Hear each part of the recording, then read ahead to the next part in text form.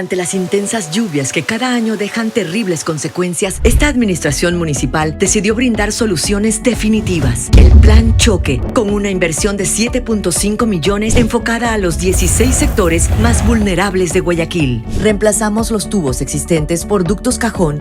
El Canal El Chaco es una obra tan grande como una autopista de 13 carriles. El Plan Choque es un megaproyecto que refleja la determinación del alcalde Aquiles Álvarez ante un fenómeno climático inminente. Guayaquil avanza. Sábado 9 de diciembre del presente año 2023, amigos oyentes del Purgatorio, a través de la señal de Forever, nuestro dial 92.5 FM y también a través de nuestro canal en YouTube.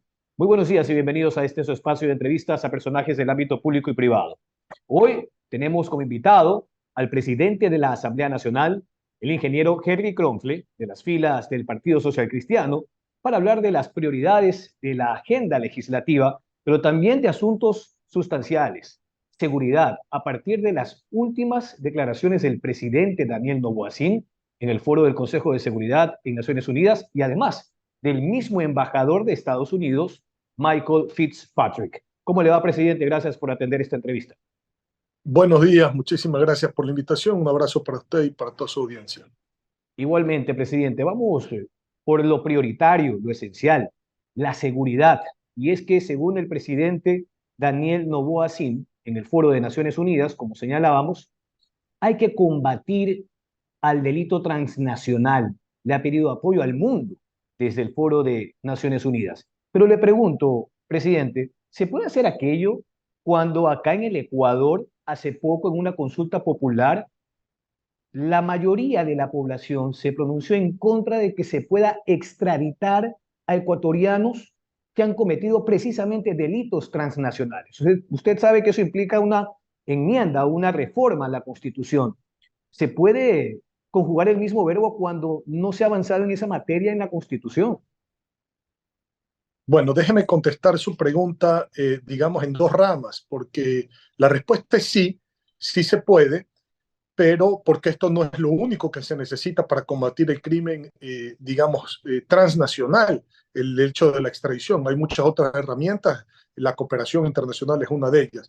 Pero si usted se pone a ver aquí en el Ecuador, la mayoría de los crímenes es el crimen común, es decir, es el robo, es el secuestro, es el homicidio, es la violación, y sobre eso comenzó la vacunación, que es esa nueva forma de extorsión para que usted pueda operar un negocio o pueda, digamos, ser protegido por los mismos delincuentes. Eso es lo que le quita el sueño a los ecuatorianos. Claro, tenemos un problema que es mucho más grave, que es la delincuencia transnacional, que esa no solamente se combate, por ejemplo, con reglas de extradición que efectivamente no fueron aprobadas a través de una consulta popular, pero se combate con tecnología, se combate con decisión política, por supuesto, se combate con control de frontera, se combate con controles internos para que suba el costo de transportar droga dentro del Ecuador y por lo tanto salgan del país porque ya no es rentable hacerlo aquí. Se combate con control de puertos, con escáneres en los puertos y con la cooperación internacional, por supuesto, bases de datos a nivel internacional y experiencias de otros países. Entonces, no es solamente el tema de la extradición el único punto, sino que todo lo demás que le menciono y, por supuesto, todo lo demás tiene un peso específico bastante importante para hacer lucha en contra de eso. El asunto, presidente, es que el mismo embajador Michael Fitzpatrick también ha hecho alusión al tema, que incluso ha hablado del fútbol ecuatoriano, que allí se estaría también aplicando ese ejercicio de lavandería, hablo de lavado de activos. Entonces, se da en medio de una coyuntura, por el lado de Naciones Unidas, también del embajador de Estados Unidos. En el caso de Daniel Noboa ha dicho, hay que fortalecer a la UAFE y también los controles a nivel tributario desde el Servicio de Rentas Internas. Ese es un trabajo estricto del Ejecutivo. Pero desde el Parlamento, ¿cuál sería el aporte ahora que tienen una unificación de un poco más de 39 textos para hacer cambios al Código Orgánico Integral Penal? Bueno, la Asamblea aprobó en marzo ya una ley en ese sentido, en donde exista control de los funcionarios públicos, incluidos los propios asambleístas, para que tengan control, por ejemplo, de la UAFE. O sea, ya la Asamblea en ese sentido ya se pronunció en marzo. Lo que pasa es que hay veces se desconocen estas cosas y se dice, bueno, ¿cuándo se va a aprobar esto? Ya se aprobó. Pero por supuesto que hay que fortalecer a la UAFE, hay que fortalecer la integración de bases de datos en el Ecuador, porque usted no puede tener una base de datos en el SRI, otra base de datos en la UAFE, otra base de datos en el registro de la propiedad, otra base de datos en la superintendencia de compañías y ninguna está integrada. Eso es parte del trabajo que hay que hacer, la integración de bases de datos para poder tener trazabilidad y control. Ahora, vamos hacia la propuesta social cristiana, que fue parte de la campaña. El endurecimiento de penas, limitar los beneficios penitenciarios para vacunadores, violadores, femicidas y también para los que se dedican al secuestro. Eso se presentó hace poco ante el CAL, por eso le hablaba de la unificación de un poco más de 37, 38 propuestas para que de allí salgan los cambios sustanciales que demanda la ciudadanía. Esto implica, por ejemplo, le pregunto, que ya no tendrían ninguna opción para acceder a la prelibertad, por ejemplo. A ver, implica muchas cosas, porque son 39 proyectos de ley, no son uno, dos, tres, cuatro, son 39 proyectos de ley. Usted mencionaba algunos de los temas y lo que se hizo fue en el Consejo de Administración Legislativa ayer aprobar por unanimidad que esos 39 proyectos de ley se compilen y se traten como una sola materia para justamente devolverla a la comisión correspondiente para que pueda evacuar esto de la manera más urgente, que eso es lo que requiere el país. Más allá que esta semana, como usted sabe que está terminando hoy sábado, pero que el día martes se aprobó un proyecto de ley de seguridad privada. Acuérdese que la seguridad privada había quedado precarizada a raíz de que hasta se había prohibido en su momento en el país. Entonces, en donde ahora la seguridad privada, primero los trabajadores dentro del marco de las empresas de seguridad privada tienen los derechos laborales muy bien establecidos y estructurados y además tienen entrenamiento por varias fases que las pueden hacer compañías privadas, pero por supuesto sometidas al control de la entidad pública correspondiente. Esto es muy importante porque se le demuestra al país que uno de los ejes que dijimos en el marco de la mayoría era justamente la seguridad y se está trabajando en la seguridad. Mire, dos cosas importantísimas. Se aprueba una ley de seguridad y por el otro lado se integran 39 proyectos de ley en uno solo para ser tratados de una sola vez, imagínense, y de un plumazo 39 proyectos de ley van a estar presentados como una sola ley en el Pleno de la Asamblea Nacional. Ahora, ustedes han planteado que en el caso de estos delitos, presidente, por ejemplo, ninguno de los imputados o sentenciados se puedan beneficiar de la prelibertad, lo que hoy Correcto. es todo un debate. Pero aparte también han señalado que quienes tengan antecedentes penales no puedan acceder a los procedimientos abreviados. Ese ha sido un lío permanente, porque como usted conoce, presidente, el procedimiento abreviado establece que por petición de fiscalía el imputado confiesa su culpa y accede a una disminución de la pena y no paga más que la tercera parte de la pena mínima. Y allí se diluye el castigo penal que exige la ciudadanía. Y peor cuando es reincidente. Y peor cuando es reincidente. Porque quiere decir que en realidad no está arrepintiéndose absolutamente nada, más allá que cumple una condena de una tercera parte. Entonces, esos son temas que justamente los hemos puesto sobre la mesa para el debate y son los temas que se tienen que debatir realmente y llegar a un consenso de mayoría, porque la sociedad ya no espera que, pues, discúlpeme, las cárceles sean hoteles que 2 noches estás ahí, 3 noches estás afuera y 4 noches vuelves a estar ahí y 5 noches vuelves a estar afuera.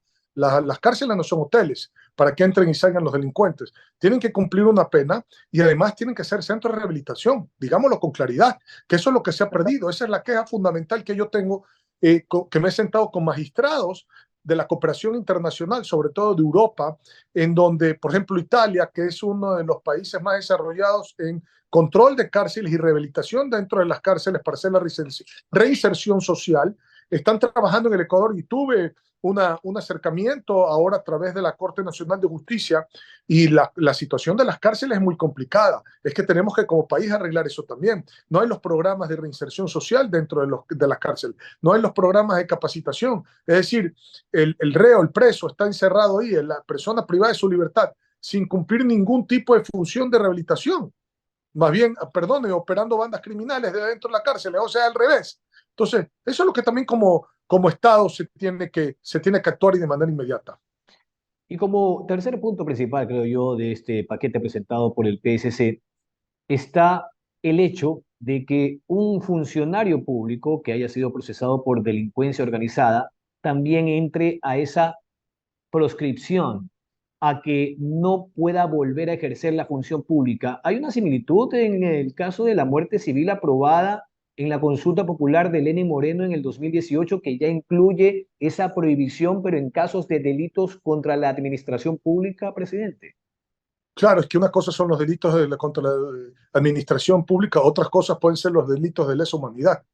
Son dos cosas diferentes, ¿no? Entonces, esto complementa lo que estuvo aprobado anteriormente.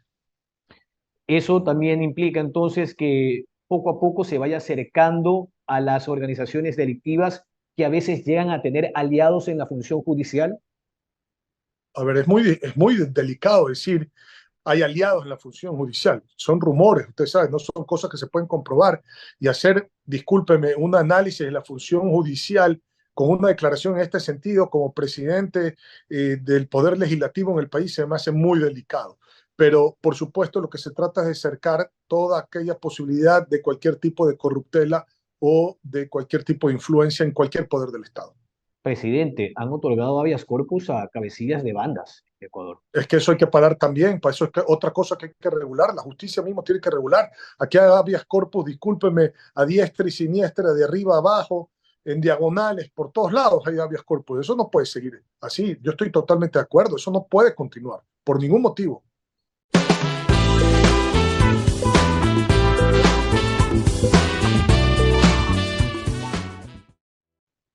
Estamos con el presidente de la Asamblea Nacional, el ingeniero Henry Kronfle, de las filas del Partido Social Cristiano. En este interín, presidente, quería preguntarle de la distensión. Supuestamente en la jerga popular, sobre todo Guayaca, usted sabe muy bien de qué le hablo, está aquella frase de a la tercera es la vencida, pero en su caso fue la segunda. ¿O es que con Daniel Noboa volvió la esperanza, presidente?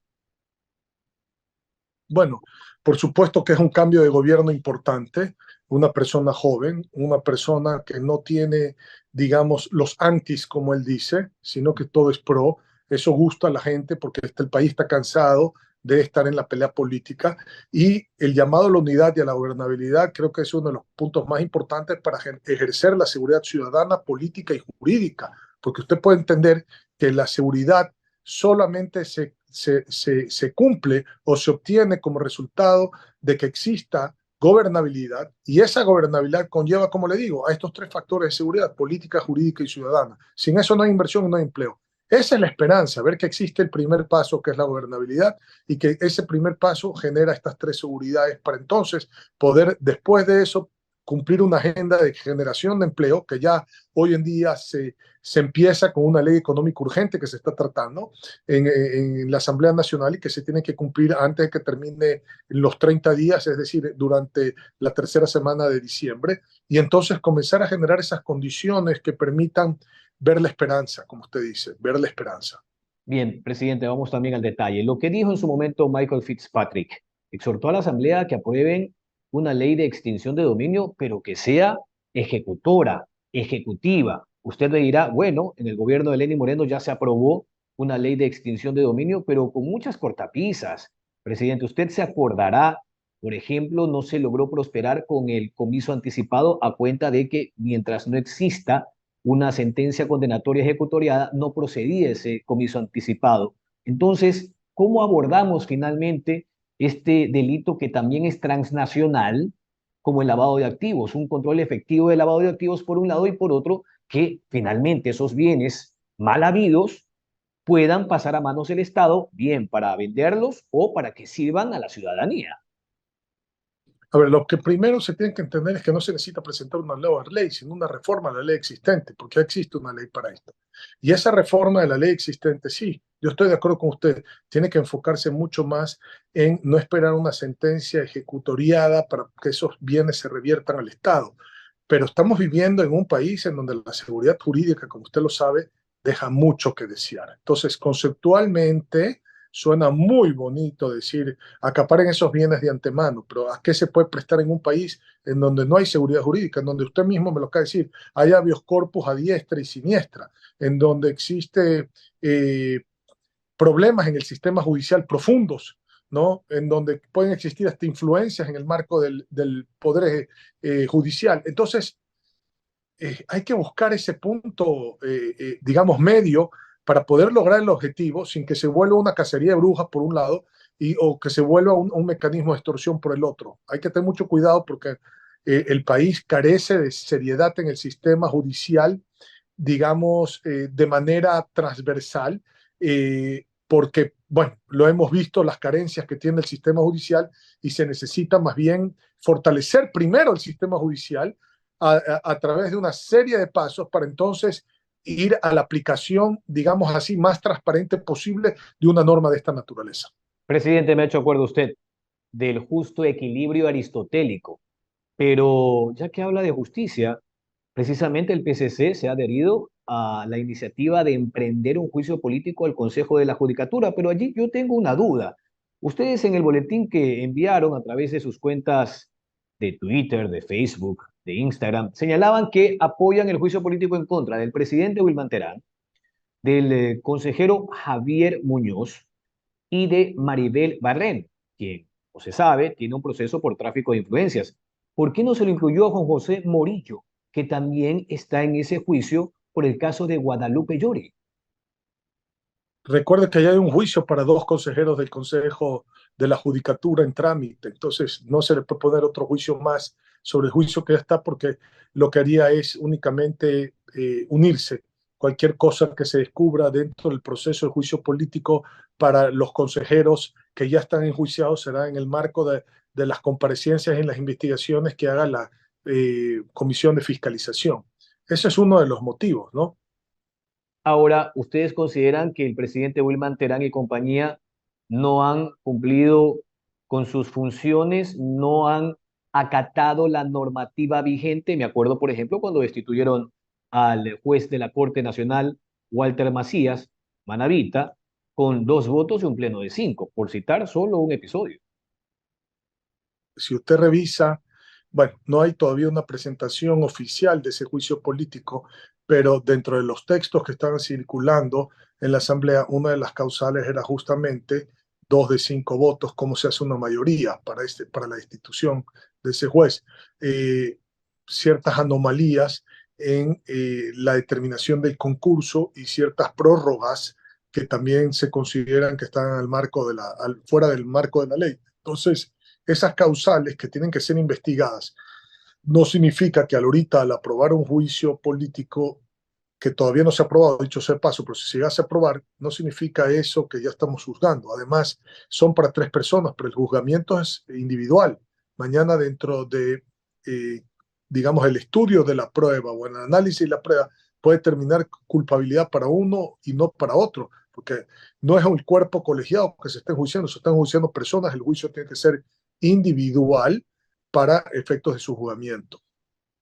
Bien, ahora a propósito de juicios políticos, porque sé que hay una manga de pedidos en torno a la función electoral y lo propio con la ministra fiscal general de la Nación, un tema que parece la manzana de la discordia a propósito de estos acuerdos para elegir a las autoridades del Parlamento. Presidente, ha habido un sinnúmero de cuestionamientos, que cómo es que el CAL calificó el pedido de juicio político contra la ministra fiscal general de la Nación, pero ese es el procedimiento. Ustedes simplemente lo que hacen es verificar la parte de la forma. Ya luego eso pasa a manos de la Comisión de Fiscalización. Déjeme contestarle con un ejemplo claro para que usted me entienda perfectamente. Lo que usted acaba de decir es correcto. El CAL solo puede calificar que los requisitos de forma estén ahí, porque no puede hacer un análisis de requisitos de fondo porque ya se estaría intrometiendo pues, en juzgar a un juicio político. Yo le hago una pregunta. Usted va a un juzgado y presenta una demanda contra un ciudadano, cualquier juzgado del país, ¿Qué es lo que tiene que calificarle el juez para calificarle la demanda? Que los requisitos de la forma de la demanda están puestas y le califica la demanda. No Así va a es. pensar usted que el juez le va a decir si la demanda está bien puesta o está mal puesta, porque entonces estaría juzgando antes de que comience el proceso. Si usted va a la Fiscalía General del Estado y presenta una denuncia, ¿qué hace la Fiscalía General del Estado? Ve los requisitos de forma en la presentación de la denuncia. Lo de fondo no lo puede ver porque eso es parte de la investigación para concluir si existe o no elementos para ir a una instrucción fiscal. ¿Cuál es la diferencia en la Asamblea Nacional? Yo no entiendo. No entiendo discúlpeme, esta desinformación. Es exactamente lo mismo. Usted no pretenda que el CAL sea el que juzgue y no la Comisión de Fiscalización que haga el informe para que juzgue el Pleno, porque entonces estaríamos violando el debido proceso, tratando de concluir antes de aceptar algo a trámite, tratando de concluir si el trámite es bueno o es malo. Aquí solo se ve lo de forma, no lo de fondo en el CAL. Y bien decía usted, con las últimas modificaciones a la Ley Orgánica de la Función Legislativa, prácticamente ya se evita eso del archivo en la Comisión de Fiscalización. Cualquier decisión que se haya tomado con el informe Justamente para de evitar el mayoría pasa al Pleno. muñequeo. Justamente para evitar el muñequeo, que no se haga esto, que 9 personas deciden por 137, justamente para eso. Entonces, como le digo, si usted va a un juzgado común y corriente, usted tiene que tener la, solamente la presentabilidad del juicio, es decir, aquí está mi denuncia, qué es lo que estoy denunciando, las pruebas, pero ahí no califican las pruebas cuando reciben el juicio, pues. La calificación de las pruebas, si son válidas o no válidas, graves o no graves, culpables o no culpables, es dentro del marco de justamente del propio proceso judicial. ¿Cómo pretende usted que el CAL vaya a calificar eso en el momento que está receptando un juicio político? No le compete, solo le compete la forma. En todo caso, cuando eso llegue al Pleno, ¿tendrá los votos del PSC? No, como está presentado ahora, no, por supuesto que no, porque no encontramos nosotros nada para poder hacer, digamos, un veredicto en contra de la señora fiscal. A pesar de que se exponga el acuerdo. Pero ¿qué tiene que ver una? Mire, yo estoy aquí, estas son las cosas que yo más bien le pido a usted como periodista que nos ayude a aclararle a la población. ¿Qué tiene que ver el acuerdo con la fiscal? O sea, ¿usted cree que Henry Kronfle va a entrar en un acuerdo en donde va a negociar algo que esté fuera del marco de las responsabilidades y de las funciones que tengo como presidente de la Asamblea Nacional? Es decir, o sea, sería delictivo si yo estuviera tratando de acordar algo que está fuera del marco de las funciones. Entonces, no entiendo yo estas cosas. Más bien le pido que nos ayude a aclarar que no existe nada dentro del marco de haber generado la gobernabilidad a través de una mayoría que no sea enmarcada en las funciones de la propia Asamblea Nacional. Y eso fue las autoridades, las comisiones, cómo se estructuraron, que ya usted conoce, no hay mayoría de ningún partido político en las mismas, alternancia en las autoridades de las comisiones por los partidos políticos, el Consejo de Administración Legislativa con las 4 bancadas constituidas al momento de que se conformó la primera sesión reglada, y por supuesto los ejes de trabajo, que es lo más importante: salud, educación, seguridad y empleo. Totalmente de acuerdo. Solo que le planteaba esa frase y esa inquietud, presidente, por la actitud empecinada de la Revolución Ciudadana. Es Tienen su básicamente eso. derecho. Ellos tienen mire, usted tiene que presentar un juicio político con una cuarta parte de los asambleístas. En este caso, 35. ¿Ellos tienen las 35 firmas? Sí. ¿Alguna otra bancada firmó el juicio político? No. ¿Con cuántas bancadas se firmó el juicio político? Con una, 35 firmas de Revolución Ciudadana. ¿Tienen el derecho a presentarlo? Sí. ¿Presentaron las pruebas y todas las cosas? Sí. ¿Les observamos las pruebas y todas las cosas? Sí. ¿Subsanaron las pruebas y todas las cosas? Sí. ¿Pasó al Consejo de Administración Legislativa y se aprobó? Sí. ¿Cuál es el problema? Se ha cumplido el procedimiento tal cual. Yo no entiendo, discúlpame, esta desinformación, este relajo, este odio, estas cosas. Tienen el derecho, usaron su derecho, nosotros tenemos el derecho también de observar, observamos, cumplieron las observaciones, las subsanaron, se calificó, todo eso es forma. En el fondo ya veremos qué es lo que pasa, pero nosotros no Claro, estamos de acuerdo con el juicio en el fondo. Y usted así. sabe la posición del partido y la mía personal. No estamos de acuerdo. Una cosa es que tengan el derecho, otra que tengan los 70 votos Es para poder correcto. destituir a la fiscal. Para concluir, presidente, ya este es un tema que usted lo maneja muy bien, que es la parte económica tributaria. ¿Cuál es la diferencia entre esta reforma tributaria de Daniel Noboa y las que se presentaron hace unos 10 o 15 años que iban aumentando los impuestos, no solamente a la clase alta, pudiente, sino también a la clase media, como sucedió hace poco con la reforma tributaria que estuvo en vigencia por el año 2022. Finalmente no se aumentó el impuesto a la renta únicamente a quienes ganaban más de $2.000, sino quienes incluso ya estaban en el umbral de los 1.500, 1.600, presidente. Aquí no hay impuestos. Si usted revisa la ley, aquí no hay impuestos. No hay impuestos. Una de las figuras que está utilizando el presidente Noboa es la autorretención, que es deducible de impuestos, pero no es un impuesto. Era como una propuesta que en su momento se habló de comprar certificados de abono tributario las grandes empresas con un descuento para después transarlos con el gobierno cuando tengan que pagar impuestos y entonces darle liquidez anticipada. Pero se devenga, en este caso el autorretención se devenga en impuesto a la renta. No hay impuesto. Por otro lado, hay una suerte de promoción, hay una de incentivo para la juventud, porque si usted contrata jóvenes, entonces va a tener un porcentaje más alto de deducibilidad dependiendo del número de jóvenes que usted contrate, que la deducibilidad normal del gasto del salario como persona jurídica. Entonces, se trata de pulir el tema de zonas francas, se trata de pulir el tema de zonas especiales de desarrollo económico, se trata algunos temas en que se puntualiza en el marco, por ejemplo, del dinamismo de temas de la construcción. Entonces, por supuesto, hay cosas que ya hemos observado, hay que esperar cómo llega la ley. El primer reporte de la ley va a ser mañana domingo, para que usted sepa, en donde se debe tener listo el informe de primer debate, posiblemente hasta el mediodía, para que la ley sea tratada el martes en la tarde en su primer debate, con continuación el pleno el miércoles en la mañana, porque seguramente van a haber muchas intervenciones y muchas personas van a dar muchas sugerencias a la ley. Entonces, dicho esto, creo que hay que esperarse a ver cuál es el texto final, pero hasta el momento la ley no tiene ningún impuesto y lo que tiene más bien es un juego en cuanto al flujo para poder alimentar de flujo el gobierno sin que sea una tributación per se para el empresario. Esta es la última inquietud, la del estribo, presidente, porque sé que su tiempo es sumamente corto.